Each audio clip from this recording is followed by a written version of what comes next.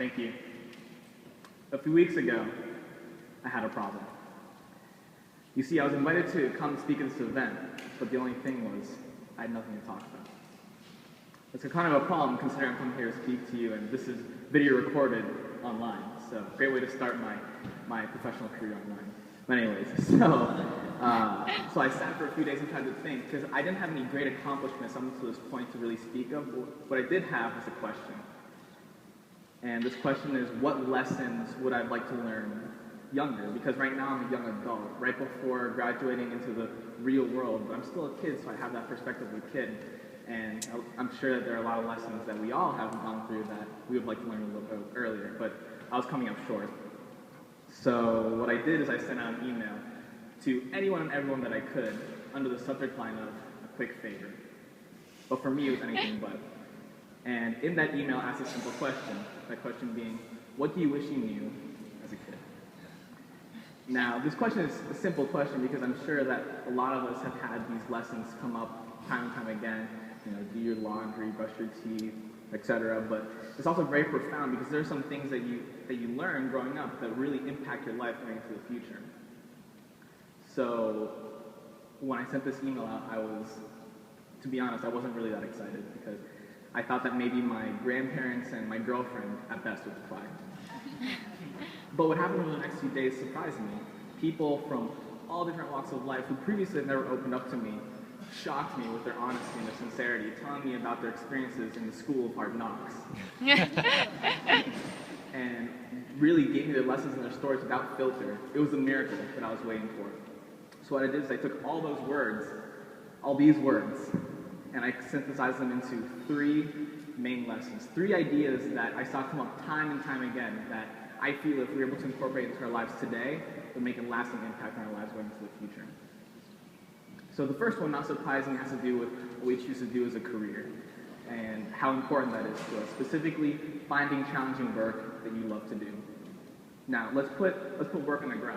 So we have how challenging the work is on one axis and how much you like or dislike it on the other one. So let's start in quadrant 1.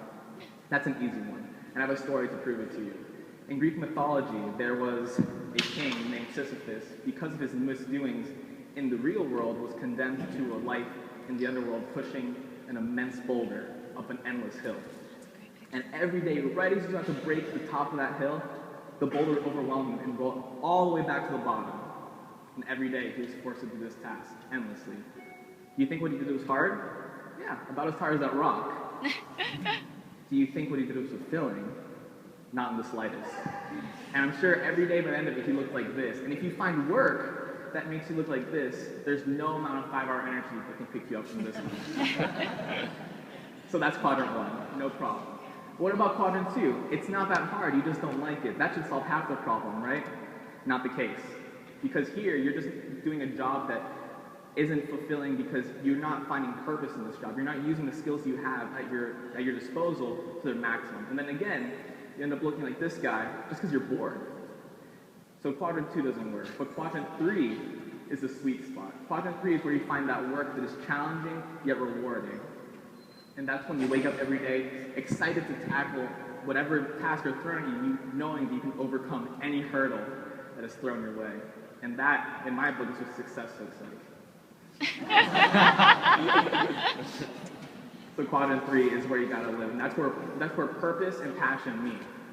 But then we're left with quadrant 4, and quadrant 4, at this point, it kind of doesn't make a difference because we already found where we have to work, but that's not the case. Quadrant 3 and quadrant 4 are 2 sides of the same coin.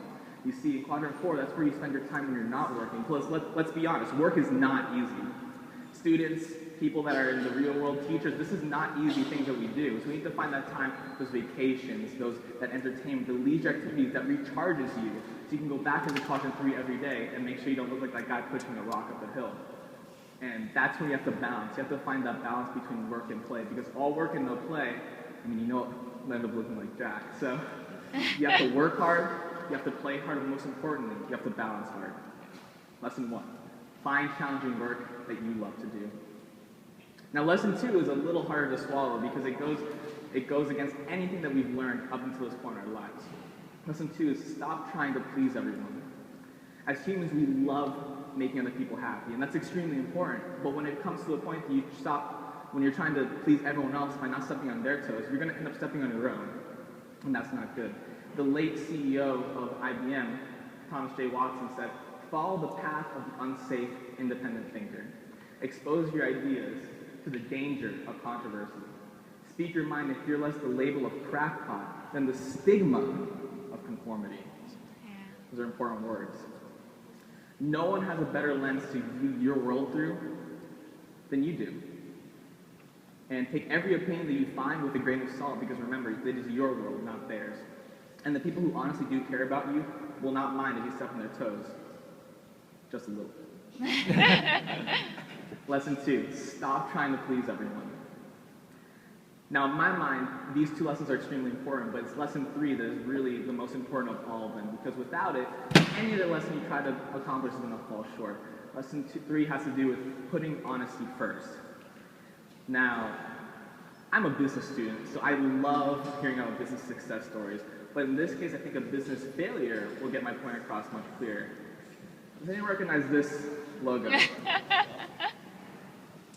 Enron, for 6 years in a row, actually won the award for most innovative company in the United States. But it's what happened in year 7 that really got them the headlines. See, through the use of tax loopholes and government, just tax evasion and government loopholes, they went from being one of the most idolized companies in the United States to one of the most villainized overnight because they violated people's trust. I would prefer to fail with honor than win by cheating, said Sophocles. And in this case, Enron wasn't able to do either of those. So just remember that what's more important than being true to others is being true to yourself, because we lie to ourselves the most out of anyone in the world. So until you cannot be true to others until you're honest and true to yourself. Lesson 3, put honesty first. Now I have to be honest here. I was not completely satisfied with the findings that I had gotten up to this point. Yes, I did technically have enough to come up here and give you this presentation about the 3 lessons, but I found some very sobering information. I still didn't know what my lesson was. Now you might tell me, Stefan, that's really not that big of a deal because you have an inbox full of lessons you just said that you can just choose from. But it's not the case because none of those are my lessons. I didn't grow up with those lessons. And the best way I can relate to what this feels like is what it feels like when you lose your teddy bear. You see, when you lose your teddy bear, it's a very emotional thing because you've grown up with this teddy bear. It's gone through the hard times with you. You've cried on its shoulder. It might have cried on yours. But, but it's your teddy bear. And when I'm looking at this inbox full of teddy bears, they all kind of smell funny. So I tried to put that on the back burner. I was like, you know what, I'm not going to figure this out.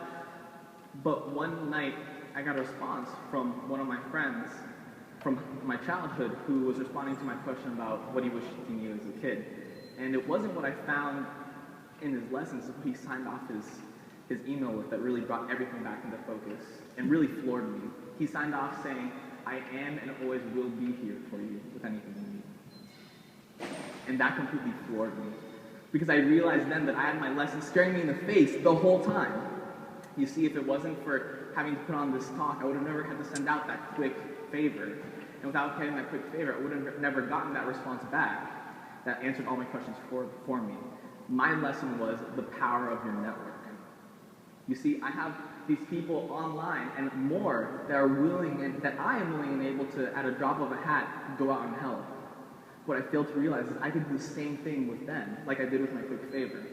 My network is real and living and organic, and yours is too. And it's important to make sure that you put into it as much as you want to take out of it. So my lesson is nurture your network. And since we're still all being honest here, I have one more confession I want to make to you.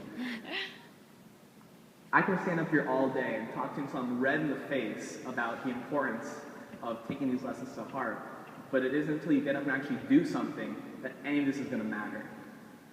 There's this saying that has become kind of the saying of my generation, the catchphrase, if you will, kids of my generation. And as humorous as it is, it really does get to the heart of what I'm trying to say. You only get to live once, as far as we know. So today could be just another day, or today could be the first day of the rest of your life. It all depends on which way you want to look at it. So I challenge you. I challenge you to find challenging work that you love. I challenge you to stop trying to please other people before pleasing yourself. I challenge you to always put honesty first and keep it as high as possible. I challenge you to nurture your network. But most importantly, I challenge you to find your own teddy bears. Find those lessons that are so important to you and live them, and share them with the ones that you love every day. I challenge you. So why don't you go challenge yourself? Thank you.